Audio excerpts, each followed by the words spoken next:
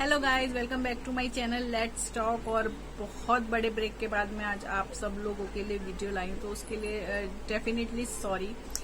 उसके लिए बहुत सारा सॉरी, बिकॉज कुछ इश्यूज की वजह से, कुछ मेरा हेल्थ इश्यूज ऐसे चल रहे हैं कि मैं वीडियोस नहीं बना पा रही हूँ।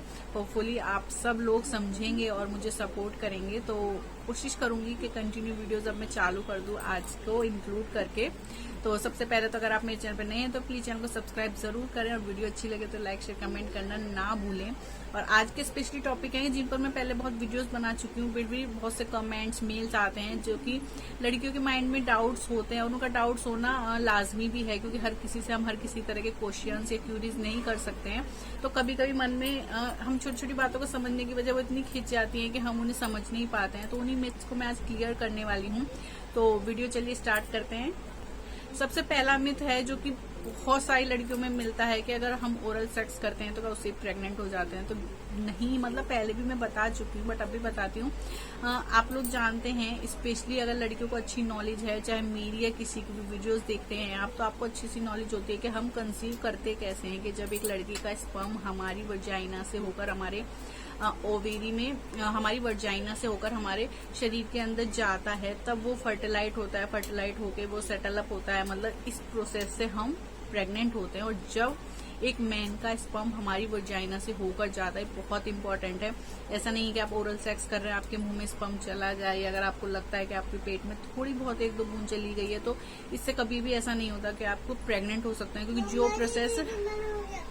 क्योंकि हर एक चीज का जो प्रोसेस होता ही है। ऐसा नहीं है कि कहीं से वो प्रोसेस हो जाए और आप प्रेग्नेंट हो जाए, कंसीव कर जाए, तो ये बिल्कुल भी पॉसिबल नहीं है। तो ये डाउट आप अपने मन से निकाल दीजिए। सबसे बड़ा मिथ है कि ओरल सेक्स से हम प्रेग्नेंट हो सकते हैं। हाँ, ओरल सेक्स में बहुत सारी सावधानियां रखनी पड़ती है, उसमें पहले वीडियोस बना चुकी है, आप चाहे तो चेकआउट कर सकते हैं कि जिससे कि हम बैक्टीरिया वगैरह, इन्फेक्शन वगैरह से कैसे बच सकते हैं, क्या क्या सावधानियां हैं, क्या क्या फायदे हैं इस चीज के। बट ओरल सेक्स से कभी भी हम प्रेग्नेंट नहीं होते। सेकेंडली, लड़कियों को ही नहीं, उनके आसपास के जो भी लोग होते हैं, बहुत से ही चाहे लाइफ पार्टनर को भी कह सकते हैं, बहुत से लोग ये सोचते हैं कि जो उनका पीरियड होता है, मतलब जो उनका पीरियड ब्लड होता है, वो गंदा ब्लड होता है, वो एक तरह से गंदगी उसे समझते हैं। तो ऐसा नहीं होता है, ये बहुत बड़ा मिथ है। या एक जो होते हैं ना कि पुरानी सोच, पुरानी प्रथा चली आ रही है तो उसे हम कंटिन्यू कर रहे हैं, तो ये सही नहीं है। क्योंकि बेशक पीछे से कुछ भी बातें चली आ रही हो, आज हम अच्छा सीखेंगे, अच्छी हमें सेक्स नॉलेज होगी, तो हम अपने बच्चों को, स्पेशली अपनी बेटियों को, उनके आसपास को, यहाँ तक कि मैं कहूंगी कि अपने बेटों को भी हम अच्छे से समझा पाएंगे क्या सही है क्या गलत है। तो वो जो ब्लड होता है आपकी वर्जाइना से आता है, तो जो वर्जाइना से ब्लड आता है वो कभी भी गंदा नहीं होता। अगर उसी ब्लड से, जो आपका ब्लड होता है वो आप, मतलब आपका पीरियड नहीं होता है, तो वही ब्लड इकट्ठा हो गया, मतलब उसी ब्लड के एक शुरुआत से, बिगिनर से हो गई आप माँ बनती है, आपका बच्चा बनता है। बट अगर जब वो अंडा स्पॉइल हो जाता है, उसके लाइनर के साथ छूट जाता है, ओवेरी की लाइनर के साथ, मतलब कि आप कंसीव नहीं करते हैं, जब ये कुंवारे होते हैं, तो वो एज अ ब्लड वर्जाइना से बाहर आ जाता है। बट वो गंदा नहीं होता है। प्लीज प्लीज प्लीज इस चीज को माइंड से निकाल दीजिए, उसमें किसी भी तरह की गंदगी वगैरह नहीं होती। और अगर कभी आप ध्यान दें तो पीरियड के ब्लड से कभी भी बदबू नहीं आती है। हाँ, आपका पीरियड का ब्लड अगर आपका पीरियड का ब्लड पैड पर लगता है, जब ये आपकी वर्जाइना से जब बाहर निकल जाता है, बाहर आ जाता है, तब तो वो बाहर की हवा या बैक्टीरिया वगैरह से मिलकर थोड़ा सा स्मेली हो जाता है। बट वैसे अगर आपको देखें, आपको पता चले, तो पीरियड का ब्लड जो कभी भी बदबू नहीं आती है उसमें से, वो गंदा नहीं होता है, वो साफ होता है। इस मिथ को अपने मन से निकाल दीजिए। थर्ड, हाँ, मिथ नहीं कह सकती मैं, थोड़ी सी इन्फॉर्मेशन वाली भी बात है कि लड़कियों को नहीं पता होता है कि उनकी जो वजाइना होती है उसमें कितने होल्स होते हैं, उनका वर्क क्या होता है। तो आपकी जो वजाइना होती है उसमें जो है पहला 3 होल्स होते हैं। पहला होल्स होता है जो आपकी टॉयलेट के लिए होता है, आपके पी पास करने के लिए होता है। सेकंड होल होता है आपका वजाइना वाला, जहाँ से वाइट डिस्चार्ज या ब्लड जो आता है, पीरियड्स वगैरह का बेबी होते हैं, वो वाला होल होता है। थर्डली होल वो जो एनस वाला होता है, जहाँ से आप टू पास करते हैं। तो आपकी टोटली 3 होल्स होते हैं। आपको इस चीज की जानकारी होनी चाहिए। कभी कभी होके भी हमें नहीं होती, बेशक हमारा शरीर, और कभी कभी नहीं होकर भी होती है। तो आपको ये जानकारी होनी चाहिए कि आपकी बॉडी में, आपकी वर्जाइना में टोटली 3 होल्स होते हैं। तीनों का क्या क्या वर्क होता है मैं आपको बता चुकी हूँ।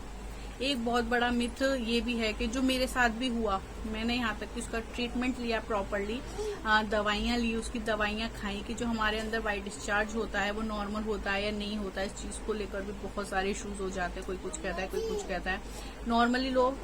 नॉर्मली लोगों से ज्यादातर ये सुना जाता है कि वाइट डिस्चार्ज होता है, या थोड़ा भी ज्यादा कम हो जाता है, तो उसमें क्या होता है कि आपकी हड्डियां गलकर निकल रही है, आपका शरीर अंदर से कमजोर हो रहा है, बेकार हो रहा है। तो ऐसा नहीं होता है। मैं भी यही लोगों से सुनती थी, चाहे मतलब किसी भी तरह का रिलेशन हो चाहे कुछ हो, जब मैं सुनती थी तो मैंने भी डर के अपनी दवाइयां तक स्टार्ट की। बट अब जब मुझे इस चीज की जानकारी है तो मुझे लोगों को बताने कहने में भी अच्छा लगता है कि जो वाइट डिस्चार्ज एक नॉर्मली डिस्चार्ज होता है, हाँ उसका कलर बहुत ज्यादा चेंज आना, उस बहुत ही हाई क्वांटिटी में होना, उसमें बहुत ज्यादा बदबू आना, तब वो थोड़ा सा डरने की बात हो सकती है। तो आप अपनी गायनी से मिले, डॉक्टर से मिले, कोई दिक्कत नहीं होगी, वो दवाइयां देंगी। बट अगर आपका जो वाइट डिस्चार्ज नॉर्मल हो रहा है तो वो नॉर्मल होता है। आपकी जो वर्जाइना है उसमें से वाइट डिस्चार्ज तब आता है, आप ये समझ सकते हैं कि आपकी वर्जाइना क्लियर हो रही है। तो एज अ वाइट डिस्चार्ज जो भी बाहर की चीज होती है, किसी भी तरह की बैक्टीरिया वगैरह, गंदगी वगैरह, सबसे बचाने के लिए आपकी वर्जाइना को जैसे क्लियर करते हैं, जो क्लियर होती है तो एज अ वाइट डिस्चार्ज बाहर आता है।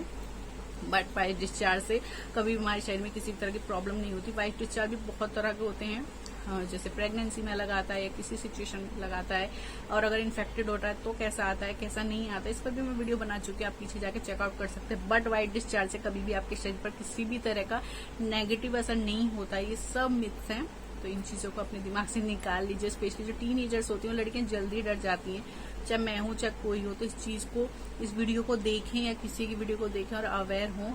हर चीज जो हमें घबराने वाली लगे, डरने वाली लगे, लोगों से सुनने के बाद हम उस चीज को लेकर डरें, वो जरूरी नहीं है, वो डरने की बात है। आप उस चीज के लिए अच्छी से अच्छी नॉलेज गेन कीजिए। और कुछ भी नहीं कर सकते हैं आप, वीडियो वगैरह भी नहीं देखते हैं अगर मैं कहूँ तो आप अच्छी सी एक लेडी डॉक्टर से मिलकर हर चीज को अच्छे से सॉर्ट आउट कर सकती हैं। वो आपको अच्छे से समझाएंगे, अच्छे से बताएंगी, किसी भी तरह का आपको घबराने की जरूरत नहीं होगी। तो ये कुछ मिथ्स एंड डाउट्स हैं जो मैं आप लोगों के क्लियर करें। अगर आपके मन में और भी किसी तरह के डाउट या मिथ्स आपको लगते हैं कि जो एक सच बनकर आ रहे हैं बट वो सच होते नहीं है, सिर्फ सुनी सुनाई बातें हो जाती है, ऐसा हमारे शरीर पर कोई रिएक्ट होता नहीं है, तो आप लोग मुझसे कमेंट करके पूछ सकते हैं, मेल भी कर सकते हैं। तो होपफुली वीडियो आप लोगों के लिए बहुत ही इन्फॉर्मेटिव रही होगी, बहुत ही अच्छी लगेगी आपको। तो मिलती हूँ आपसे नेक्स्ट वीडियो में, तब तक के लिए bye, take care and thanks for watching.